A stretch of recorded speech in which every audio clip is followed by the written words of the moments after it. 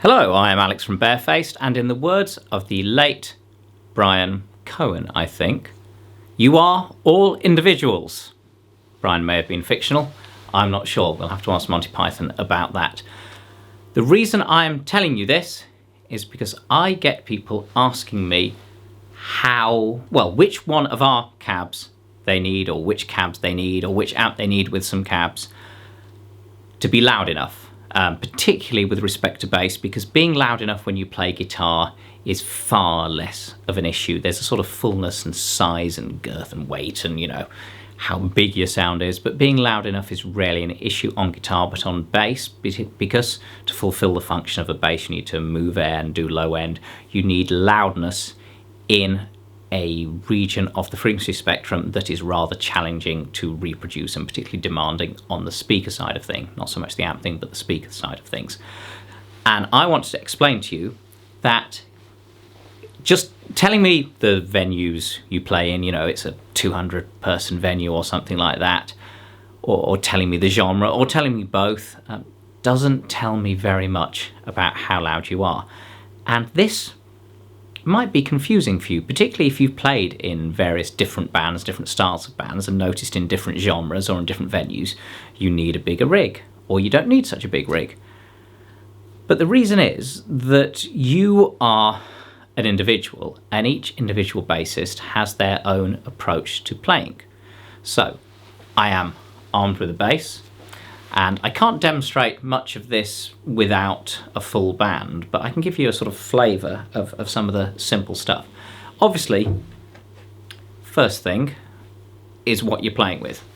I tend to play fingerstyle, but you could be playing up the neck, up here, or you could be playing back by the bridge, or somewhere in between. And you can hear you've got a continuum of sounds. I should say that I have this Barefaced Super Compact perched way off the ground here, which I wouldn't normally do at a gig, but you wouldn't see it on the video otherwise. And anyway, we do have a fairly solid boundary behind it anyway. But yeah, so you've got a continuum. This sound back here will need a lot less power to be audible through a mix than this sound here. Yeah? Or you could be using a pick. I have a pick.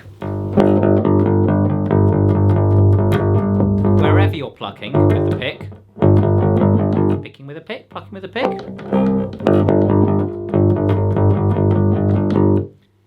the pick's got more attack and is going to cut through more, but it's going to have a slightly sharper transient, so your amp's going to have to put out a little more power for a brief moment, but probably not in a way that's going to use up the power, because that's the sort of top end power that's coming through and not the weighty low end power that's following it. You could be slapping. Oh, I'm really rusty at playing slap bass. I play an acoustic bass at home, and that's kind of broken the habit of slap.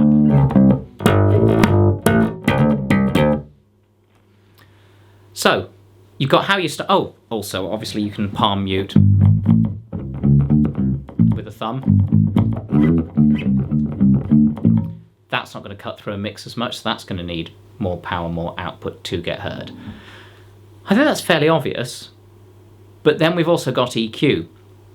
If you tend to be EQing more mids or highs into the sound, you need less power to get heard, assuming everything else is equal. So I haven't got any EQ on this bass, but I do have some pickups and switches, so. God, that's a bit harsh, isn't it? Let's roll the treble off so we're not getting distracted by the highs. Let's just look at the mids. So that's bridge pickup, neck pickup. Maybe let's pluck over the neck for more consistent. I'm never sure, if you're trying to be more consistent, should you be plucking over the pickup that you've switched to, but then you're changing the sound you're getting out of the string, but also you're changing things if you're not exciting the string over the pickup, because that's going to change how the percussives are picked up.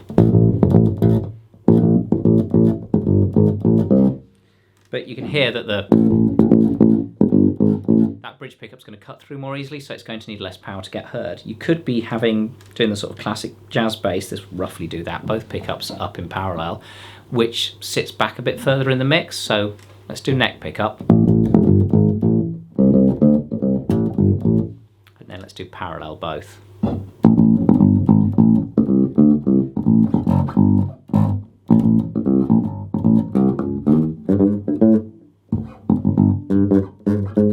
Rusty today. Cold fingers. So that's sort of looking at an EQ-y type thing, but doing it in the sense of pickup settings. But essentially what we're doing is shaping the frequency response to the sound, and that's changing things.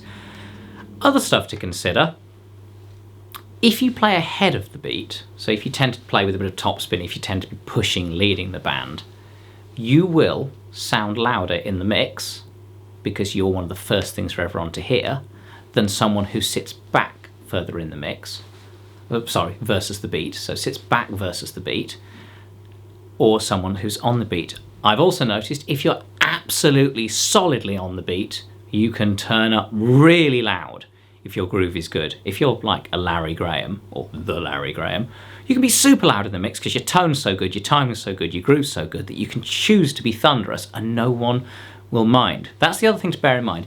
If you're a really, really, really great bassist, your bandmates will be happier with you being very loud. If you're less great, then, and particularly if your less greatness is taste issues or groove issues, people won't want you to be so loud, so you won't get away with being as loud, so you won't need to bring as big a rig because no one will be encouraging you to turn up and will be more likely saying turn down. So that's something to consider. If you're awesome, you might want more gear. It's quite a satisfying way to look at it. That doesn't mean you can turn up with loads of gear and it makes you awesome. How clean you want your sound to be.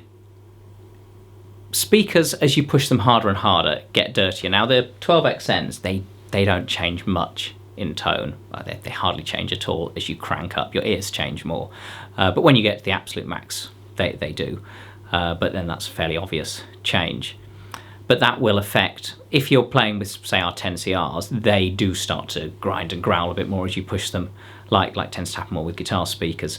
And that will mean, if you want to be cleaner sounding with those speakers, you're going to need more of them. Compression. If you use compression, your rig won't have to work as loud for you to sound as loud. So compression allows you to raise the average level by bringing down the peaks, and it's the peaks that reach the limits on your rig.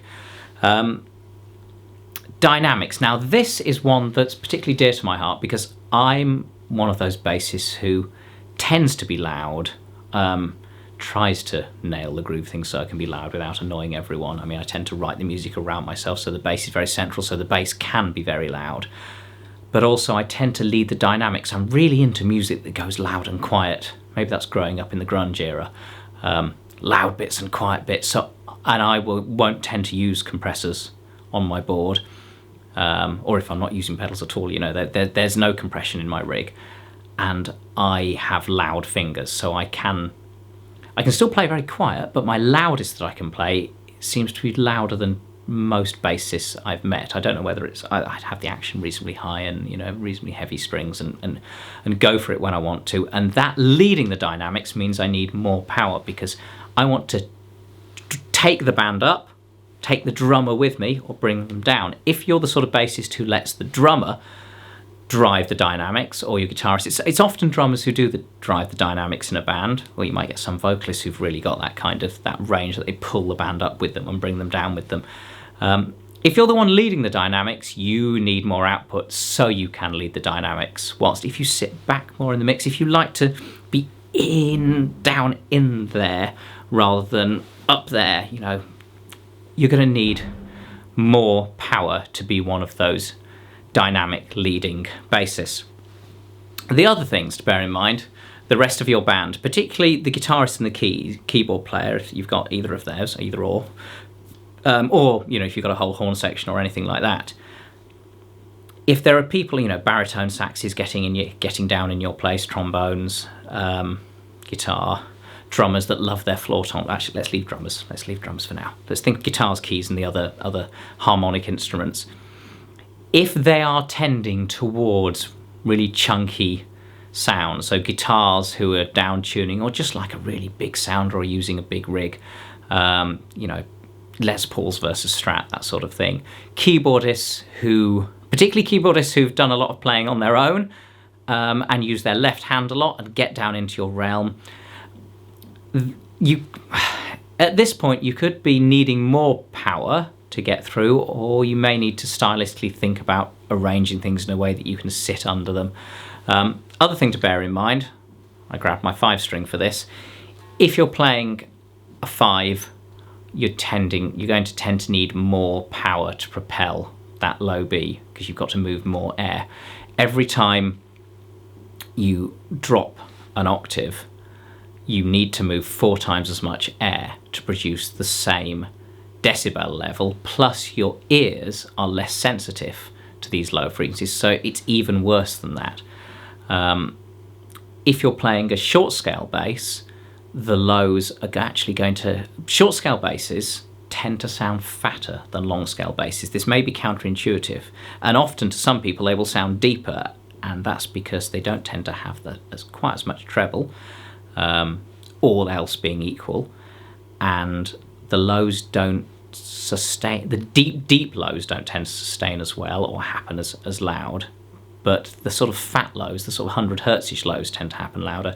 So a short scale bass will tend to be less demanding in terms of moving air than a normal long scale, so a 34 versus say a 30. I've got the Watt Player over there, it's a 30. I've got the Stingray over there, it's a 34. But most basses are 34. But there's a real rise in liking of short scales, which is nice because they're a much more manageable instrument for smaller people. This is a 36-inch scale, and this is particularly demanding because it can really thunder with those big low notes.